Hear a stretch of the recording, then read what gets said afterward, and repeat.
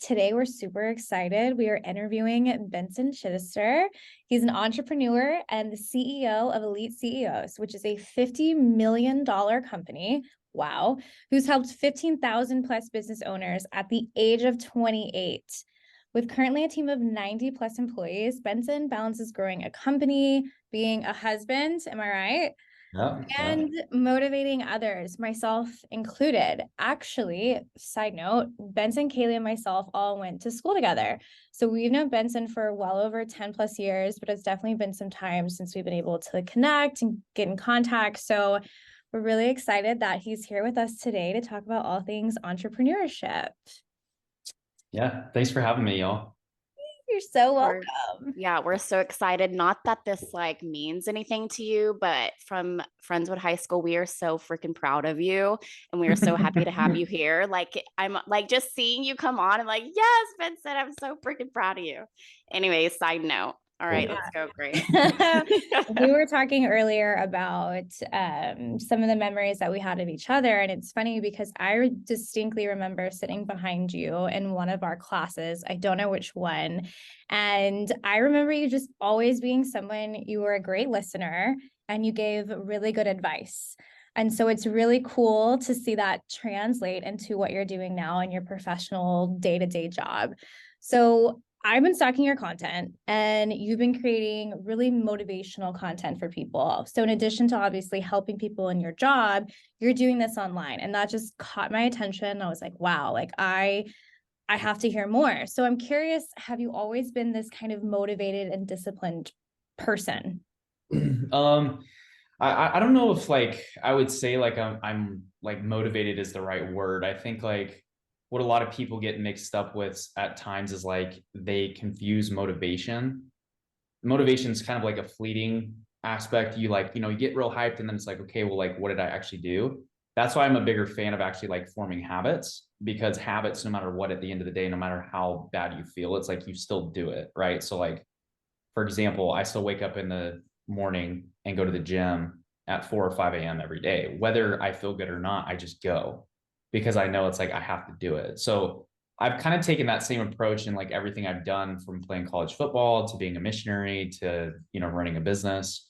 So I would just say it's more so like just habits have been built. One thing I notice with other business owners, at least how I feel, I usually just try to speak about things that like resonate with me. And the way I think is that if I feel a certain way, there has to be other people out there that feel similar. And so I just share what I'm thinking and share my thoughts. And obviously with helping so many business owners, with our company, they tend to tell us certain things that they struggle with themselves. And it's just like, at the end of the day, motivation is great, but you just got to do it. So it's like, if me, sharing the messages I do inspire people, great. But at the end of the day, it's like, I'd rather them take action over anything. Totally. So, could you explain to me what your business is? I've read a little bit about it, but I'm not like totally informed on it. So, Yeah. give me Yeah. a little.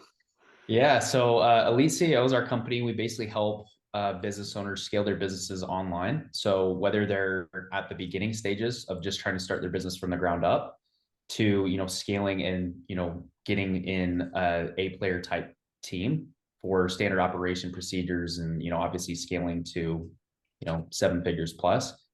That's really what we do. We deal with all types of different clients, fitness professionals who are looking to scale their fitness businesses online. We deal with general, business coaches, marketers, consultants, life coaches. So the list kind of goes on and on, but we help a little bit of everybody. And, we've been doing it for the past 5 years. And from where we started to where we are now, there's only one other company that's still in this space from the time that we started, because all the other ones either shut down or, sold their businesses due to they didn't want to do it anymore. Yeah. Yeah. Well, speaking of, you've been saying we quite a bit. So what is it like? I know you were in business with your brother.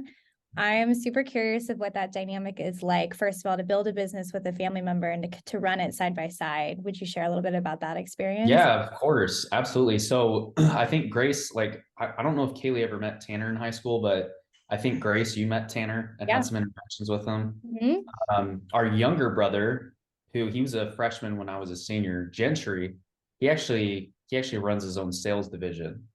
So he has his own portfolio company that he runs as a branch out from us, but we've all actually been doing it. So Tanner and I, we have different personalities. Tanner's usually a little bit more aggressive and very what's the right word? I guess you could say bullish.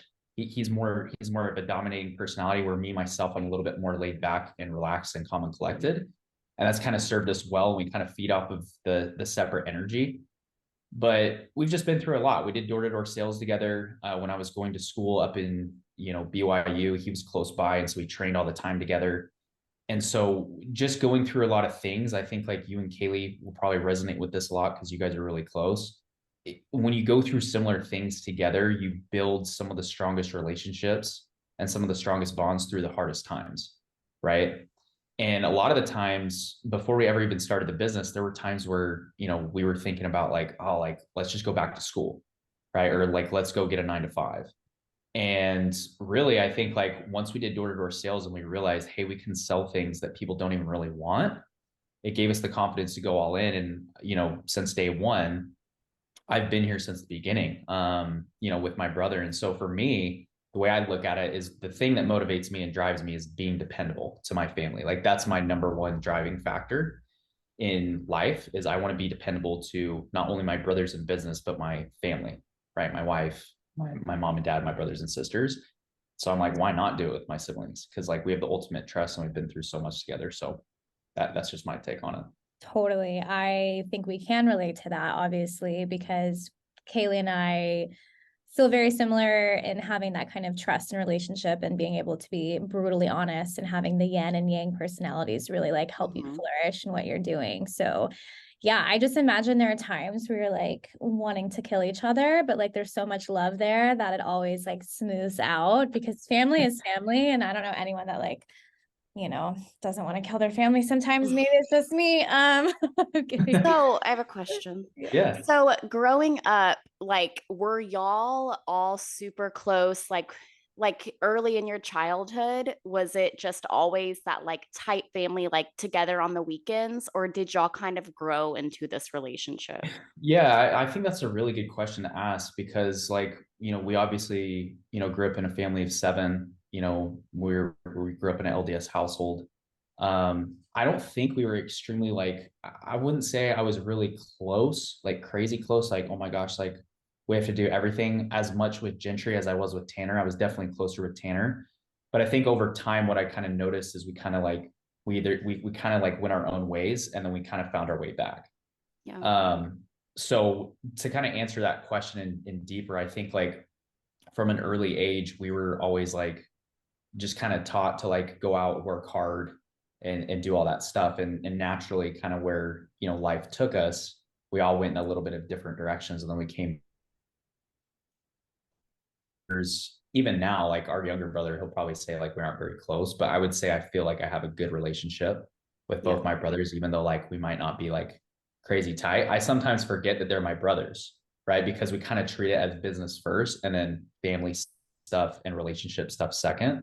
But I've noticed over the years as I've been able to like increase, my ability to produce results in the business, I don't want to say our relationship's based purely off that, but I've noticed that like there's more trust, right? And more of, hey, self-awareness of, hey, I know you got my back because, you've done X, Y, Z, and I know I can count on you, if that makes sense. Yeah. Definitely. I think there's a level of loyalty there, which is like critical when you're going into partnerships, that trust and loyalty of respect, all of the beautiful things that comes along with being in tight-knit relationships, especially in business. But I liked what you touched on earlier in regarding to like motivation kind of being bullshit, right? And it's more about discipline and building those habits. So I'm just like, I'm super stuck on this. You're obviously someone that has your habits set to be able to be successful. Were you always like this? Did you always have good habits? Or like, when did that kick in for you? I mean, my wife will say she's done some training with me on just some husband things. But I would say for myself, I've always been an early riser and I've always been a hard worker. So, all through high school, I woke up around 5 a.m. Even in junior high, I'd go to the gym and then go to school. High school, wake up early, go to Bible study, go to the gym, go to school. football practice, homework if I decided to do it, and then go to class the next day and repeat, right? Same thing in college, same thing as I was an early adult. So I would say for me, it's just always kind of been who I am. And luckily I was raised by two amazing parents where they taught us the value of hard work. There's a specific moment I remember. My older brother went to my dad. He's like, "Hey dad, can I go to the movies?" And I'm sitting there watching the whole thing. My dad goes, "Well, do you have money?" My brother's like, "No." It's like, "Guess you can't go." And so we didn't grow up in a bad situation, but you guys know how Friendswood is, right? The majority, I think, of our friends, had, a sense, for lack of a better term, sense of entitlement, right? Because their parents gave them a lot of things. And I'm sitting here, in high school driving a minivan to school. I'm like, man, this freaking sucks. Like, this guy's over here driving his freaking cool truck. But I would just say the value of hard work and just understanding that nobody owes you anything. That is probably like two of the biggest like blessings my parents could have taught us at a young age, because now with where we're at, I'm so grateful for that, because I don't know if I would have the same drive or work ethic if my parents would have just given me everything I wanted. I love that. As a parent, I'm like writing that down, because I even am like, I tell my husband, like, sometimes they're just spoiled. Like, they're just spoiled and they don't need everything that they ask for. So I really appreciate your parents teaching you at a young age, because were they entrepreneurs? No, and that's the thing. Like, my dad was a teacher. So Okay. our dad's a teacher and our mom's been a stay-at-home mom her entire life. And so like the entrepreneurial bug, it kind of presented ourselves. We were lucky enough to be able to have some mentors who were already in the online marketing space. They kind of showed us the ropes, but they weren't very entrepreneurial. So this is like a first generational type thing, but we've always been able to work hard. And just kind of go back off what Kaylee said. I think like being a parent, I'm not a parent yet, right? We just have like some pet jumping spiders and stuff. But like, I think what's natural for a parent is you want your kids to have a better life than you, right? And so you want to be able to offer them, whether it's a better opportunity or better situations. And so I think that's natural as a parent, Yeah. but your parents is trying to find the balance, I guess. Yeah, it's like they have to work for it, they have to want it, and it can't be handed to them. But then it's like on the other side, it's like, oh, have whatever you want. You're so cute. I love you. So You're so that's the cute. struggle right now, but I'll Yep. figure it out. Well, as someone else that had to drive a minivan in high school, I really feel you. Oh my God, I forgot you did. Yeah, I remember my parents often discussing like they wanted to put me where we all went to school because it was a great school district, but like concerned sometimes because of perception of life and like what that looked like and making sure that we stayed grounded. But yeah, here's to working hard. It obviously paid off. And I have to imagine too, like even when you were in junior high or like having to wake up early, just like that repetitive nature of that habit obviously like paid off. Like flex your muscle real quick. Just go like that. Are you? Yeah. I'm wearing a baggy shirt, but like, you want me to? Okay, guys. For anyone that's listening, I just asked Benson to flex, and I can see his muscles through his baggy shirt. So don't worry about it. It's there. Okay. Transitioning. Now that you're a business owner and entrepreneur, what does your average day look like? And like you mentioned that you're big on, your morning routine. I'm just curious, like what does your day look like from start to finish? We like Yeah, details. so I'm actually, oh, sorry, go ahead. Did you have anything else to add? No, Okay. I was just like we like details. So Got it. So to be as detailed as possible, right now I'm kind of in like the exploration phase, since I've been down in Miami for the past 8 weeks, right? I go home this Friday, so my wife's really happy. Oh, So I'm in the stage of kind of like figuring out like different stages of like my routine. But before, I usually wake up around 3 or 4 in the morning. I've always been an early riser, but my wife will be the first one to tell you I'm like a Grinch if it's like 8:30 or 9. Like I turn into the Grinch. I'm like, I want to go to bed. So I wake up really early. I know a lot of people are kind of big into like, going through positive affirmations and, all this stuff. Honestly, I'm just like, I wake up, I get dressed. Well, I cuddle my wife, I get dressed, then I just go straight to work. So I work for about an hour first thing in the morning, hour and a half, depending on how much stuff I need to catch up on. And then I wake my wife up. She kind of gets dressed. We go to the gym, come home, shower if I feel like it. Sometimes that's later in the day. eat some breakfast, and then go right back to work. I'm somebody who really enjoys working a lot. And so I think sometimes what I see with people just in general is they have these false perceptions pushed on them from other people of what should be normal versus what they want to do that makes them happy. And so for me, myself, working 12 plus hours a day, I find fulfillment in that. I enjoy working hard and I feel good when I do it. I'm the type of person where if I go on vacation for too long, I'm like, okay, like I'm ready for it to be over because I want to start working. Right. So I think for people, like if you find enjoyment in what you do, like do it for you. If you like working a lot, do it. Right. If you don't want to work a lot, that's up to you. Right. But I would say like more people would be happier if they stopped letting other people's expectations run their lives and they just made choices for themselves.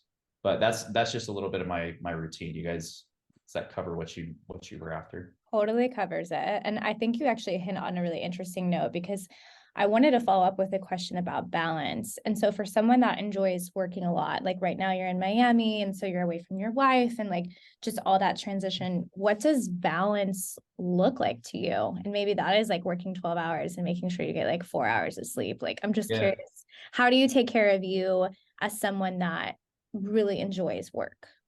Yeah. I mean, work-life balance, if you want to do like extraordinary things, I don't think is really something that's quite like normal. Like it's not as normal of what like a balance would be. I've just accepted and I've come to terms that there's going to always be imbalances in life.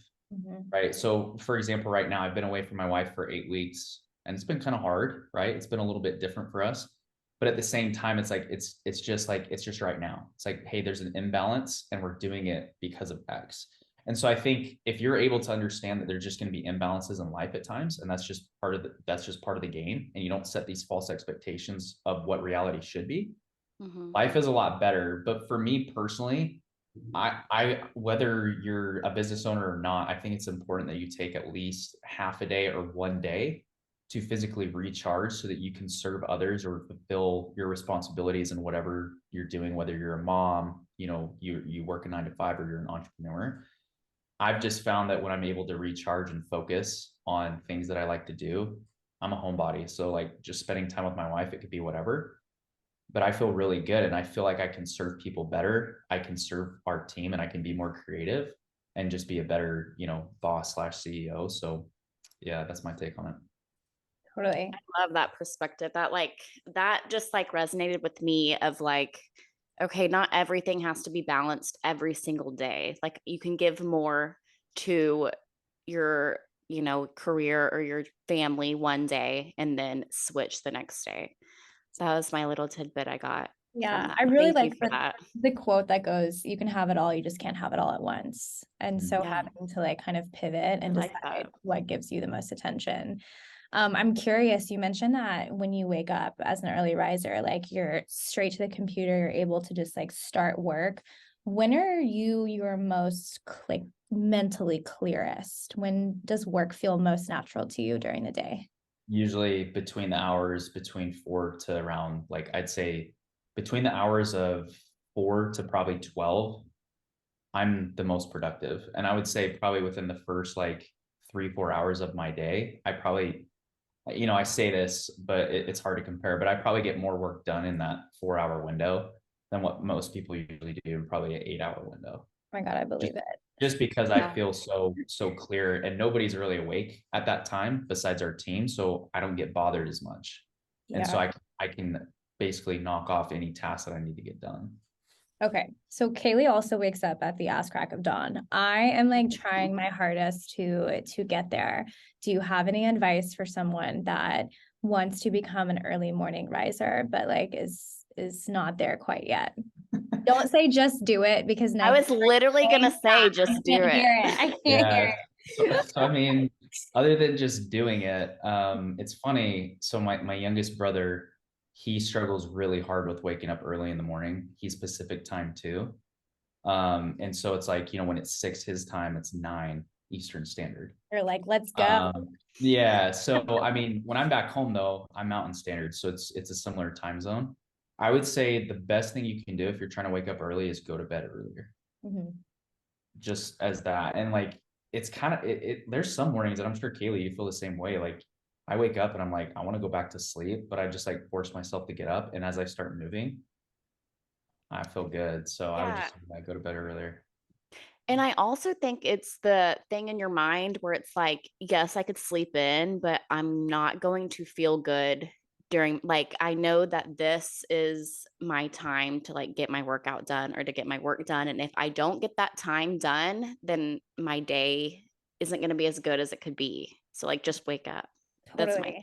Thank you guys so much for that really encouraging motivation. No, I think you touched on this earlier too, and I think it's so true because for me, I work a 9 to 5, and if I have to wake up during the week to just wake up and go work, I'm not motivated to get out of bed. If I'm waking up to go to the gym, if I'm waking up to get on a call with Kaylee, I mean, Kaylee could call me at 5 in the morning and I would answer it because I'm just so excited. So I thought. think it definitely also helps to have something that you're looking forward to, Yeah. and creating like some Yeah. Something you joy like. first thing in the morning, because work is sometimes not it, depending on what you're doing. But Mhm. I'm curious, as someone, like you said, door-to-door sales sounds like gnarly. And I know you mentioned it was a positive learning lesson from you, but like just throughout all the jobs and even to now in your crazy schedule, do you feel like you've ever experienced burnout? And how have you dealt with that? That's a good question. I think I experienced more burnout with school than anything, personally. Um, Going to school, it's like I didn't really fully understand what I wanted to do. I was majoring in healthcare administration. And a big part of that was, you make decent money, and, I knew some people in that field. And so I had some connections. But apart from that, I remember taking some of the classes and I'm just like looking around and just being like, and this freaking sucks. Like, Yeah. I hate this crap. Um, so I would say I got more burnout with school than anything. Door-to-door sales was probably the hardest thing I ever did in my life, though. Actually, yeah, that's the hardest thing I've ever done in my life. So if you want to like put hair on your chest or just really get good at communicating with people and learn how to actually like sell people with things that they don't want, do door-to-door sales. If I could go back in time, I probably wouldn't have played or pursued college football as much. And I probably would have either A, gotten into door-to-door sales sooner or started with online entrepreneurship sooner. Probably. If I could go back and tell myself or do things differently, that's probably what I would do. Yeah. But So backing up a little bit, so after high school, you went to college. Where did you go to school? yeah, so I went to college at two places. So I got a scholarship to go and play football in Northwest Texas at a school called Cisco College. They're a junior Okay. college. So I played there for 2 years. I got offers from Division I schools. Basically, the way it worked out, I went on my mission to England for 2 years. So football was pretty much over at that point. Came home, went back to BYU, and then at BYU, that's whenever I got into door-to-door sales. Okay. Yeah. Could you touch a little bit on your mission and like what you learned from that? Yeah. Oh man. So once again, some of the best relationships and some of the best lessons you learn are in the hardest times, right? Hmm. If I would have known what I knew my mission was going to be like before I went out there, I probably wouldn't have gone. Like I guarantee you I wouldn't have gone.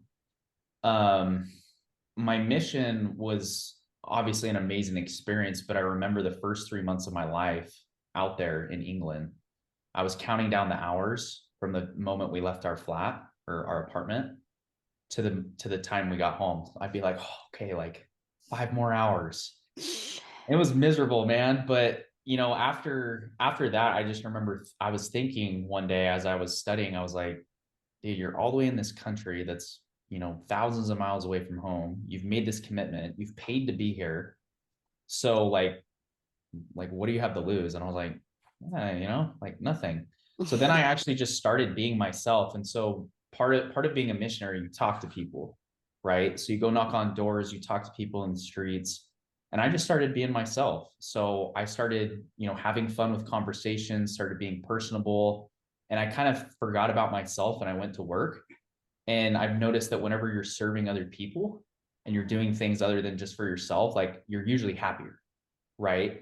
And if you have something good to share, right? So whether it's, business, a belief, an experience, like you want to share it with people. And so I would rap to people in the streets. We had to cut out a Barack Obama at the time because he was the president. We're like, hey, do you know this guy? And it was easy, fun conversation starters and was different rather than just going up to people and being like, hey, I'm a missionary, So that was a huge eye-opening experience because I got real world experience and I was able to see how, like, I don't know if you guys have lived outside of the United States for more than 6 months at a time, but like it made me very grateful for being able to live in the US and then also the way my parents raised me. And I also got to see how other people live their lives. So I was able to see like, this is what I don't want to have in my life. And then, these are things I do like. So that explains. That is amazing. That's like a really good example of just how you can flip your mindset and your perspective and like turn things into, it sounds like something that was life changing for you. Yeah. That was a Best, really touching yeah, one of the story. best Thank you. experiences of my life. I'm really curious on your thoughts on this is like sideball conversation, sidebar. What's your thoughts on rejection? Like as someone that's been in a position like sales, right? Where your people are telling you no until you become really good at your craft and like then you get your yeses. Like how do you handle that? Yeah. And I think like as humans, like we naturally want to feel accepted, right? Just it feels good to feel wanted or feel needed or feel accepted. So when we get rejected, it kind of hurts. I think when you're able to kind of separate the emotions of why they're rejecting you towards what you can control, it becomes a little easier, but it's also a prerequisite, right? You have to fail in order to have success. And part of the feeling is failure, right? Or getting rejected.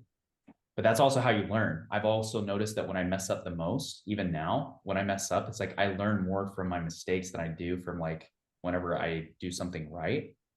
And so I just think that if you want to be like, truly good or truly great at whatever you're trying to do, it's like you just have to kind of keep going and just understand that like the failures are going to happen. It's just like, what do you do after you fail? Right. It's like, do you keep going and you focus on not doing that again, or do you keep making the same mistakes again, which like we all know is insanity. So I just think it's part of it. And if you approach it from a perspective of you're here to serve and you can't control if that other person says yes or no, the only thing you can control is how well you present whatever solution to their problem that they think or that they want or that you're trying to sell. Life gets a lot easier when you focus on that. Totally. I love that. And it really resonates with me because one thing I wish that I could have taught my younger self, say like 8-10 years ago, would be that you can't avoid failure. Like you're going to fail. And the faster you fail, the faster you learn and the more you win. So like fail fast, fail gracefully, take, time to reflect on your mistakes and your failures. So I totally agree. I think it's hard. It hurts. No one likes to be rejected, but gotta dust Keep your going. off. Yeah. Okay. So on that note, do you think, entrepreneurship is hot? It's a hot topic. Everyone is into it. I wouldn't say everyone. A lot of people talk about it and talk about pursuing something where they could be their own boss, right? Do you think a lot of people underestimate how challenging it is to actually grow and scale a business? Absolutely. Absolutely. I think a lot of people underestimate how much work and how much effort is actually going to go into what they want to try to accomplish. Um, they don't underestimate, how easy it is to say, but they do underestimate how hard and how difficult it is to actually like grow a business, not only to like, start a business, but actually grow it and, be profitable consistently. So I would definitely say 100% yes on that factor. And it's one of those things too. I think that it sounds nice as an idea, and it's like, oh yeah, like I can work from wherever and I can work when I want. I think people get a misconception of what an online business is or working from home is. And we see it a lot of the times with people we interview to come into our company, and that just kind of like tells us like if somebody comes to us and it's like, what does work look like to you working online or working from home? They're like, oh, well, yeah, like kind of just working, when I want. It's like the trade-off of being able to run a business, especially from online, is you get to work from your home. That is the trade-off. It's not the fact that you get to work less, right? I work just as much now as when we first started, right? But Mhm. the work becomes different. And if you want to pull yourself out as you scale, you definitely can. But like I said, I find fulfillment on it. Totally. So yeah, to go back to your question, I 100% agree. Everybody like underestimates how much work and how much effort and how much like sacrifice they're gonna have to actually put in if they want to do something truly great, Yeah. right? Right. I think it's kind of what I'm about to ask is maybe not a fair question, but like, could you say on average, like for first year or second year, like building the business, like how many hours a week you were putting in? Yeah, I mean, I would say the first year was the hardest because the first year we went from 0 to 7 and we Mhm. had no systems, no procedures, no operations in place. It was just like, it was a total mess. That was probably the hardest because we went the hardest. So, on average, I would say probably the first year was probably anywhere from 14 to 15. Yeah. Now it's probably closer to 12 to 15, sometimes a little less, Monday through Friday. Saturdays are like, probably 6 hours, 4 hours, and then we take Sundays off. But I would say the first year was definitely the hardest because that was where we experienced the most growth. And when we started, we had nothing. Like, I had like $500 in my bank account to going to 7 figures in a year. That's a lot of growth very quickly. And so we were just like we got hit in the face and we're like, okay, now we actually have to like, improve our product. Otherwise, we're just making sales. We're getting customers to make sales versus making sales to get customers and keep them on and retain them. So yeah, hope that answers your question. It does. And I love this. So if you're listening, so far we've learned you have to be ultra passionate about what you're doing. You should probably be serving or helping others to keep your passion fueled and motivated.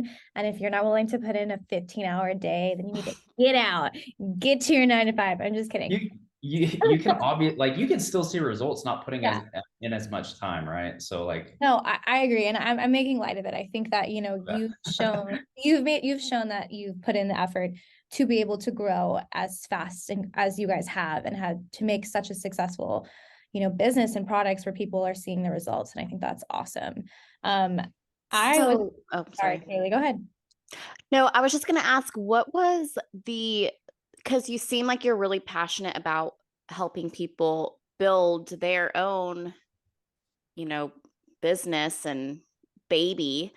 What was like the moment for you and your brother that like, this is our idea. This is what we want to do. Like, how did y'all get there?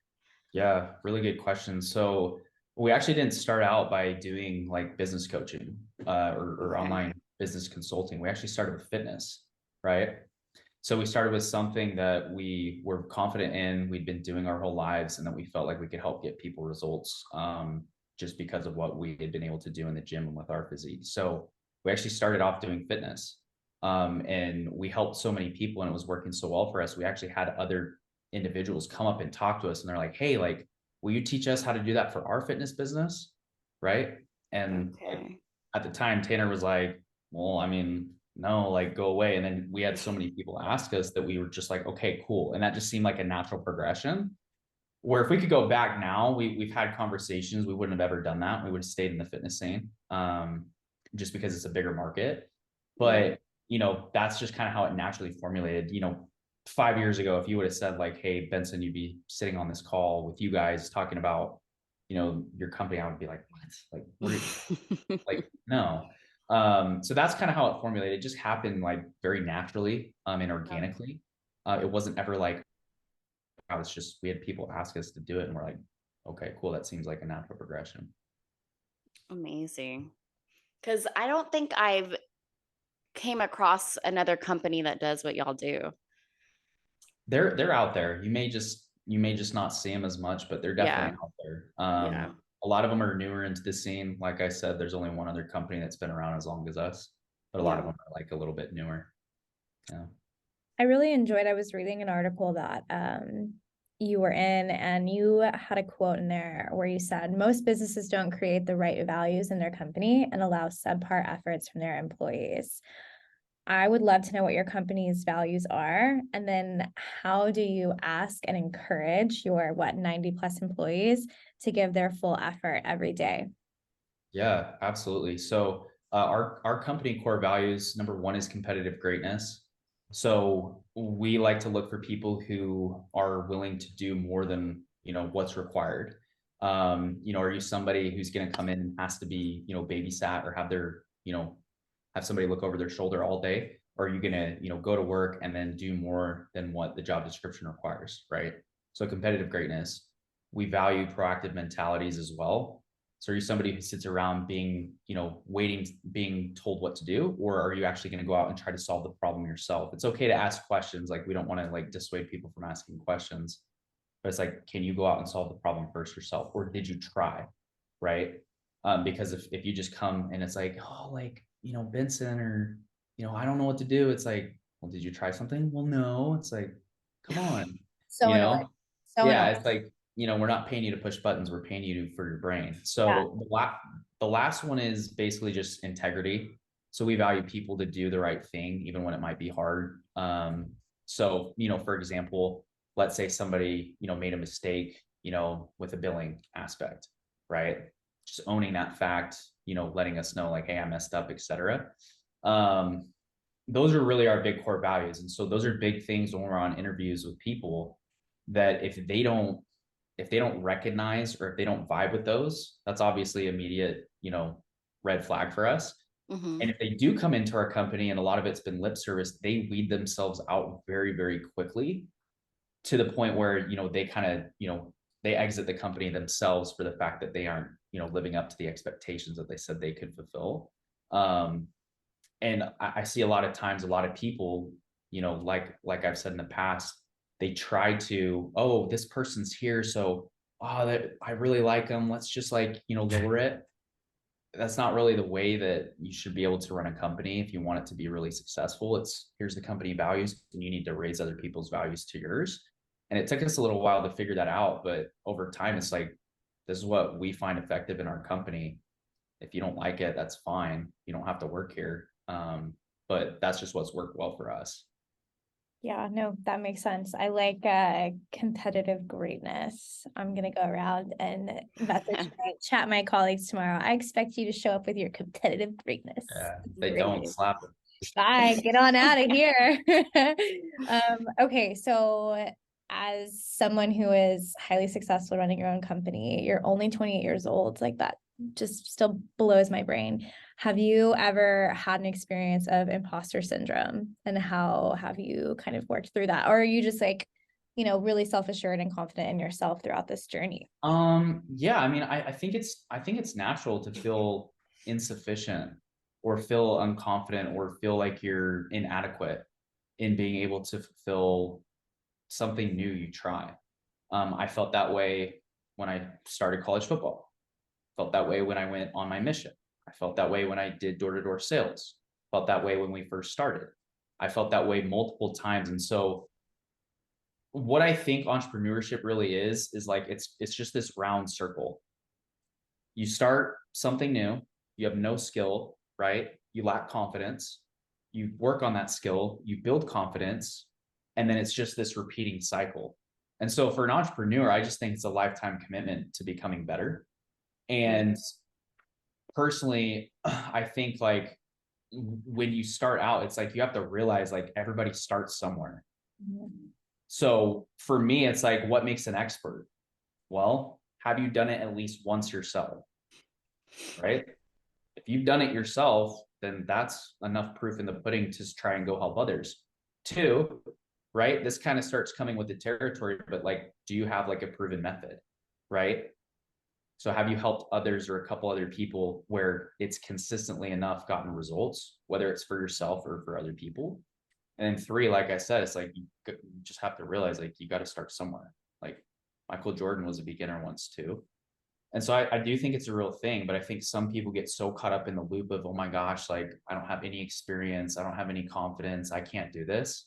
And like, listen to yourself talk. Like, I don't know if you guys have ever listened to it, but like, whenever you're talking to yourself super negatively, like, how do you act? It's like, act like a little, like, act like a little baby, I should say. Right? It's like, you act like a little crybaby. But whenever you're like, I'm a winner, I can freaking do this, like, I'm a boss, like, your mentality shifts. And so I think self-talk's another thing that people do, and it's a detriment. But those are just my thoughts on that. Yeah, I think we feel similarly. I won't speak for Kaylee, but I think Totally. Kaylee, even when we started this podcast, you know, we were entering a new platform of media that we didn't have a lot of experience on. And obviously, like, we're still learning and growing. Our podcast is literally called Figuring It Out for a reason. Like, we continue to figure it out. But I appreciated having Kaylee, especially in the beginning, to really like help push me. And I hope you feel pushed too, of just like, no, we're just gonna do it. Like, who cares? Like, I Yeah. think that's part of the mentality too. You're doing it for you and to fail fast and to be better versus like doing it for the perception of others or to start off being great at something. Like, that's just not realistic. It's unreal. You're not, Yeah. unless you're, I don't know, insert super freaking human person here. I don't know. Okay. So I think you kind of hit on this, but what would you say are some characteristics that you feel like are super important to have if you're interested in exploring a career path as being an entrepreneur or starting your own business? Like, okay, so characteristics that are important to have if you're Yeah. wanting to go Or into what would you say were some characteristics that you have maybe that like you feel helped you? I mean, specifically, like, I don't know, speaking to like a younger audience, I think like for a younger audience who may be listening, I would say if you don't really know what you want to do and you're in your late teens, early 20s, like, figuring out if you want to, be an entrepreneur is a great route to go. I wasted a lot of time in school that I wish I could go back. Unless you know what you want to be. Like, if you want to be a doctor or a surgeon, it's like, cool, go to school. Great. Yeah. If you don't really know, I think like that's a route you should go down because your early 20s and late teens, I feel like should be the time you try new things and see what you like and don't like, because then you get a feel for, okay, this is what I could do for, the foreseeable future. Right. Um, as far as characteristics go for like being an entrepreneur, I mean, there's so many, but I would just say like just having resilience. Like, resilience would be the number one thing. And then number two, like not letting, and we kind of already talked about this, but not letting other people's, I guess you could say, like, outlooks Mm-hmm. dissuade you from doing whatever you want to do. So part of me, my entire life as an athlete, I was always looked at as not good enough. Right. So, one of our high school coaches would talk to the team and he'd be like, oh, you aren't good enough. Right. Whether it was directed to me, I don't know. But I was always looked at as I wasn't good enough. So went and played college football. Get to college, my coach says he'd quit if I ever started for him. I was a 2-year starter, right? Got all conference honors, got scholarships, everything. And so for me, it's always just been the fact that what other people say has no detriment on how I view it. I just look at it, okay. And then I just carry the chip on my shoulder and I go to work. And what I've noticed is that if you go to work as if it's your time right then and there, when your time comes, you'll be more prepared for that moment. And then if you're more prepared for that moment, the likelihood of you achieving whatever goal you're trying to accomplish is way more likely. Right. And so that's just the way I've approached everything, whether it's, business or just life, is like, I just try to prepare myself as best I can. So when the right moment does come or the opportunity presents itself, I'm ready to go. Mm-hmm. I think the three of us could all speak to that being similar in the fact that if someone tells me I can't do something, I am a million times more motivated just to do it because I love to prove people wrong. But I think it's really important. Challenge. Yeah, challenge. I think it's important that you touched on too about having to like really be clear and intentional about your own path. Speaking about college, I also felt like I wasted 4 years and money. I got a degree that didn't serve me in what I intend on accomplishing and doing. And I do think it's an important time. So I think if you're someone that's listening and you're at that stage of life, I think to your point, if you don't want to be a doctor, a lawyer, or something where you know the specific degree, like don't go fuck around, but take some time and explore like your interests. And I mean, I don't know, Kaylee, do you have any thoughts on that? I mean, I always knew I hated school since like junior high. So I knew like college was not my thing. And my parents never really pushed me to go to school. So I just kind of, but then like I had babies and got married. And now I'm like finally doing my career. So I don't know. I feel like everyone's life's different. Everyone grows up different. I Everyone, respect that about you though, because you knew, like you have shared this on the podcast before, you knew you wanted a family earlier on in life. Like you didn't let yeah. society dictate the way that you were going to create your life path. Yeah. I think that comes from like my mom. And Yeah. I just knew like I'm not wasting money in school. Like I'm not gonna pay attention. I'm not doing that. And yet So she's enrolled in school right now. She's learning. So it's funny how so that's yeah, now I get to learn like what I love. So I agree. I Yeah. agree with y'all. I love it. I'm curious, Benson, what would you say are the most like common kind of mistakes you see your clients making when they begin their business? Yeah, I mean, so like if I had to say like for beginners, a lot of the times like beginners are so stuck in like the study versus implementation mode where they take all these notes and they're studying everything they can and they're like, oh, okay, like this is great, but then they lack implementation. So I like to call them study bunnies. People get stuck in the study bunny phase versus actually implementing. And what people sometimes forget is, once again, it comes back to what we said earlier. It's like they feel inadequate, but how do you actually improve? It's like you have to take action. And messing up, a lot of people don't understand that like that's just literally part of it. And so if you can just understand that you're going to mess up and fail often early, and then that's how you get better and that's how you improve on what not to do, and you avoid doing that again, that's what's going to make you like successful in the long term, right? So I would say that like that would be number one. Number two, I would say that people's egos get in the way. And to kind of go into further detail on this, there's two sides of this coin. Number one is, seeing the people who are, 100 steps ahead of you, right? For example, I'll just use Gary Vee, right? I'm pretty sure you guys know who Gary Vee is. We know Yeah. Gary. Cool. So like Gary Vee, right? He's posting all the time. He's doing all this content. He's doing all these collaborations. And so what the beginning entrepreneur tends to see is, oh, that's what I need to do. I need to go post content 50 times a day. I need to try to go and, get on stage and speak to people. And in reality, it's like, that's what he's doing. He's 100 steps ahead of you. What you didn't see were the 100 steps in between that he took to get there, and he's still doing. And so sometimes I have to recognize when I'm speaking to people to help them understand this is what we're doing now, but this is what we did to get here, and this is what we're still doing. So people don't recognize that sometimes, that those steps in between, people that far ahead of you are still doing it. Mm. So that's the ego part on the first side. The second side is people are sometimes are just very stubborn and unwilling to accept advice. And it's kind of interesting because, I'll see it sometimes where people will ask my opinion and it's like, you aren't really asking my opinion, you're asking for my approval. Validation. Yeah.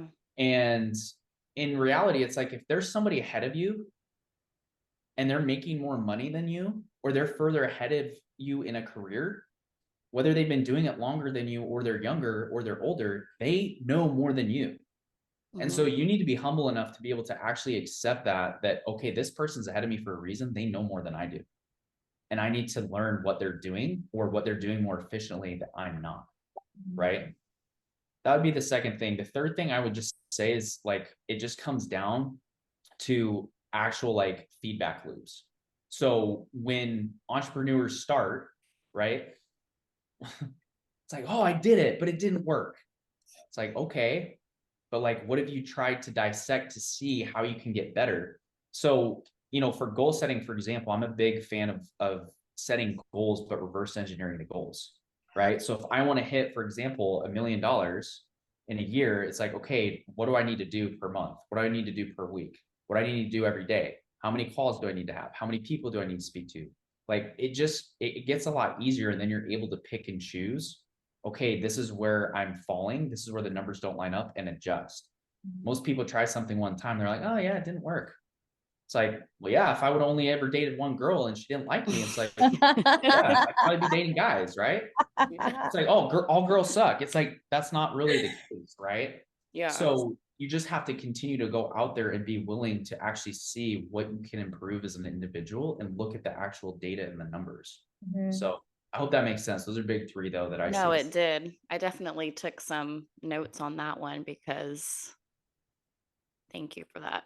Yeah, I think it's really important too, to your point of just like recognizing what stage you're at. And I think for Yeah. someone without that expertise, it's hard to have that analysis without having like a coach or a mentor. And I think something else that really resonated with me and just about negative self-talk, like I think it's also really important to surround yourself with successful and like-minded people who have the same like work ethic and drive as you in order to like help hold you accountable and have these conversations with if you don't have like a coach or a mentor beside you. Just little takeaways from your tidbit, but I really I think like one thing that's cool about you and Kaylee, and it's like, I don't know, I think it's more common where we grew up for people to kind of like move back and like kind of stay really close to each other. But I think it's cool how you and Kaylee have kind of like, you guys have gone like kind of your own ways, but you guys are still connected.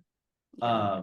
And for me, I think that's part of growth, to where like sometimes you aren't always going to be connected with the same people, and like you create new relationships because you're growing as an individual. But it's been cool to see like you guys, just like you guys are still cool, you guys are still going through things to like push yourself and grow, which I think is kind of like cool to see just from obviously the area that we grew up in.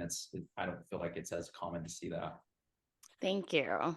Benson, yeah, I think we're very appreciative of our dynamic because Kaylee and I live two completely different lives and had a set of different experiences, but I think that there's no one else I would rather like have as my teammate, my cheerleader, my ride or die, as someone to like support me. So yeah, I think like moving back was never an option for us, because we are people that like, it's not necessarily like you like change, but like to feel like I'm constantly evolving. I think stagnant energy, like I feel it, you know, when you're not like pushing yourself or growing or things feel complacent, like you don't even realize sometimes as a person, but like we feel that, and that is sometimes what causes anxiety and irritation and discomfort and resentment. And I think if you live the same life your whole life, then that can kind of put you in that space, and that's not a healthy one to be in, but that's just my 2 cents.